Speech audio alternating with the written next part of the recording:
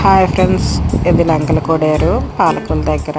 నా చదువు అంతా అక్కడ స్కూల్లోనే చదివింది, 6th నుంచి 10th వరకు. ఒకసారి మీరు ఇప్పుడు చూడండి ఎలా ఉంటుందో స్కూలు, అది రోడ్ అది. చుక్కల్లో ఉండే జీకేలు నిన్ను మెచ్చిందా, నిన్ను మెచ్చి నీలో చేరిందా, నువ్వెలా సాగేతో బంత నావలా తూగే నీ వెంట, నువ్వెళ్ళే దారే మారిందా,